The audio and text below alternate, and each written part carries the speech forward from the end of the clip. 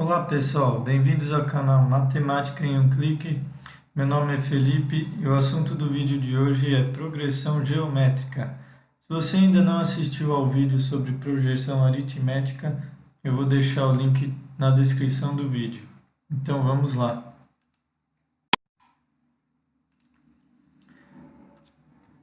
A definição de progressão geométrica é uma sequência numérica em que o próximo elemento da sequência é o número anterior multiplicado por uma constante q, conhecida como razão da PG. Então notem que na PA é sempre a soma da constante e no caso da PG é multiplicado por uma constante.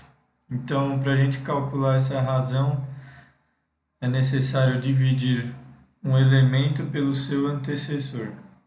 No caso, Q igual a n dividido por a n menos 1, com n maior que 1, porque não tem nenhum elemento antes do primeiro. Então, eu vou dar um exemplo para vocês entenderem melhor. A sequência 2, 4, 8, 16, 32, 64 e assim por diante. Nesse caso é bem fácil, se nós dividirmos aqui 4 por 2, nós vamos achar que a razão é igual a 2. Ou 8 por 4, tanto faz. Qualquer elemento dividido pelo anterior. As PGs também têm uma classificação. São 4 tipos. O primeiro tipo é a PG crescente. Cada termo da PG é maior que o seu antecessor.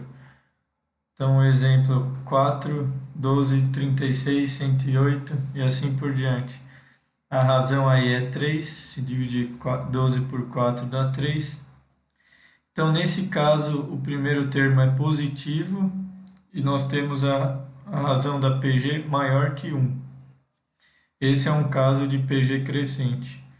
Outro caso que muita gente se confunde é quando o primeiro termo é negativo. Porém, se vocês notarem, a nossa razão é meio. Então, é um número entre 0 e 1. Sempre que acontecer isso, também é uma PG crescente. Por quê? Porque nós estamos vindo de um número mais negativo e se aproximando cada vez mais do zero. Pode verificar aqui também que menos 1 é maior que menos 2. Então, a PG está crescendo. Agora vamos ver a PG decrescente. Cada termo da PG é menor que o seu antecessor. Então, é justamente o contrário. Exemplo, menos 1, menos 3, menos 9, menos 27 e assim por diante. Aqui também a razão é 3, só que como os números são negativos, a PG fica com números cada vez menores. Então, menos 3 é menor que menos 1 e assim por diante. Então, sempre que o primeiro termo for um número negativo e a razão for maior que 1, vai ser uma PG decrescente. Da mesma maneira, se for começar por um número positivo, só que a razão estiver entre 0 e 1, que é justamente o contrário da PG crescente, também vai ser uma PG decrescente. Então, nesse caso, 16, 8, 4, 2, 1 e meio. A razão aqui é meio, eu peguei a mesma razão do exemplo anterior para vocês notarem a diferença. Então, para números positivos e a razão entre 0 e 1, a PG é decrescente. Assim como na PA, a gente tem também a PG constante, então se a sequência for de números iguais, é uma PG constante. Essa é bem fácil de avaliar. No caso, a razão é 1. E por último, nós temos a PG oscilante, que é uma sequência de números positivos e negativos intercalados. Isso acontece quando a razão Q é menor que 0, ou seja, ela é negativa.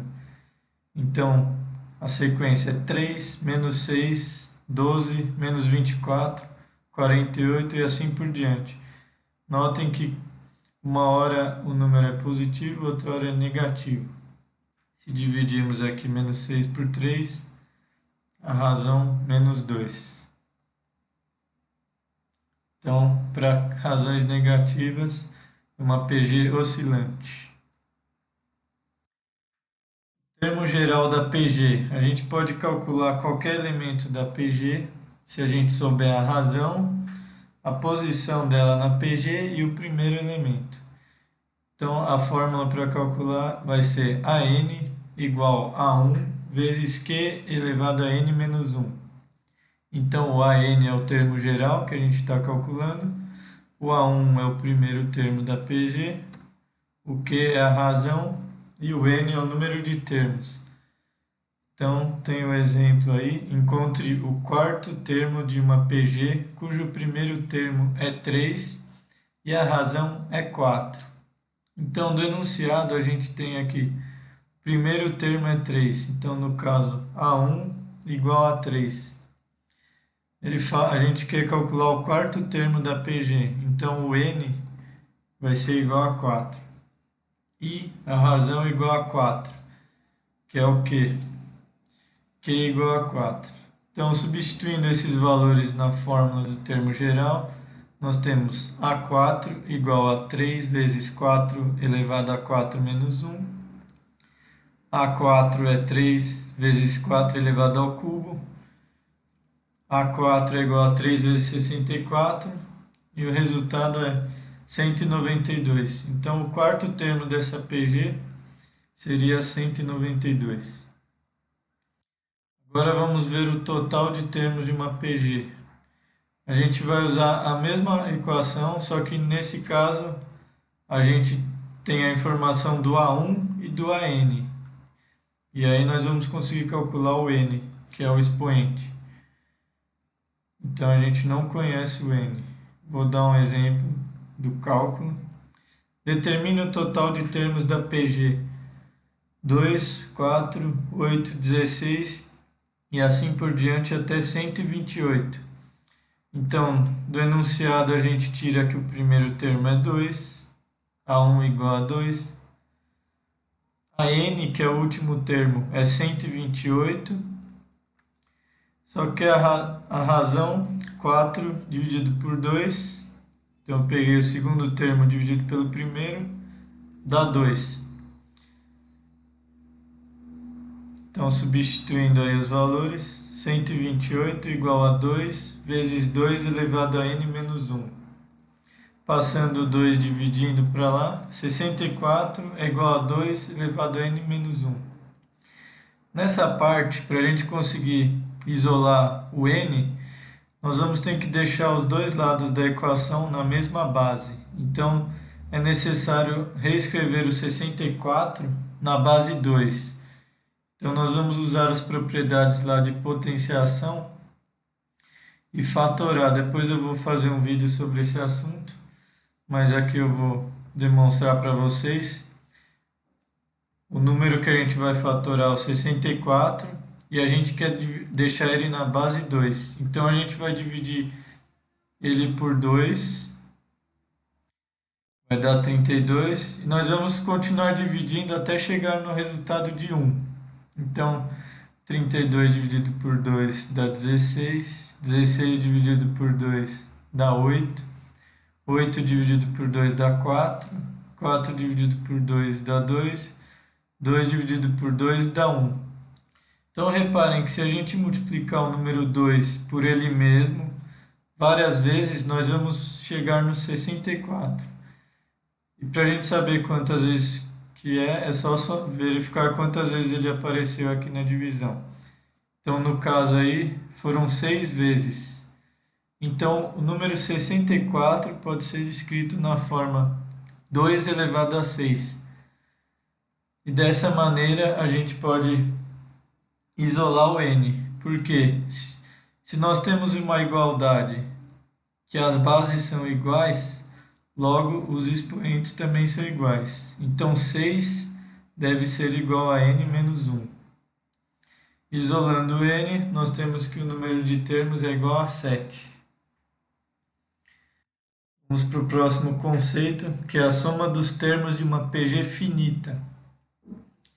Nós temos essa equação que é para calcular o termo de PG infinita. No caso, o Sn é a soma que a gente quer calcular.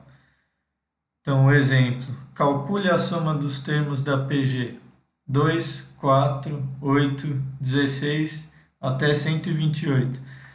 Eu peguei a mesma PG do exemplo anterior para facilitar aqui os cálculos. Então, o primeiro termo, A1 é igual a 2, o último termo, AN, é igual a 128, a razão também é 2, 4 dividido por 2 dá 2, e do slide anterior eu vou pegar aqui o N igual a 7, que eu já demonstrei a forma de calcular. Agora, substituindo na fórmula, nós temos que S7, porque são 7 termos, é igual a 2, que é o primeiro termo, vezes a razão 2 elevado a 7, que é o número de termos, menos 1 sobre 2 menos 1. Então, resolvendo essa potência, 2 elevado a 7 dá 128.